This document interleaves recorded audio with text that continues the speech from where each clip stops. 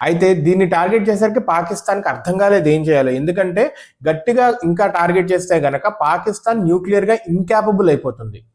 Incapable అయితే పాకిస్తాన్కి ఉన్న కాస్త గౌరవం కూడా పోతుంది. కాస్త గౌరవం ఉంది ఏంటంటే ఇది ఒక న్యూక్లియర్ వెపన్స్ కలిగిన దేశం అని చెప్పి కొంచెం ఇంపార్టెన్స్ ఉంది. లేదంటే ఇక కూరలో కరివేపాకులాగా తీసేస్తారు.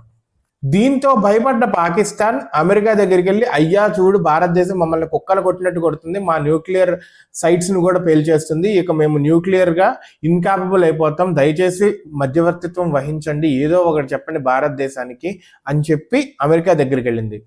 కానీ ఇలా వెళితే అమెరికా క్లియర్గా చెప్పొచ్చు కదా, మేము ఆల్రెడీ చెప్పాం this is none of our business, మేము కలగజేసుకోము, ఇది మీరు తెలుసుకోండి, మాదేం సంబంధం లేదు అని చెప్పొచ్చు కదా. మరి ఎందుకు వచ్చింది? This makes an important and interesting point. అమెరికాకి పాకిస్తాన్కి ఒక అండర్స్టాండింగ్ ఉంది. ఏంటంటే అమెరికా పాకిస్తాన్ యొక్క న్యూక్లియర్ సైట్స్ని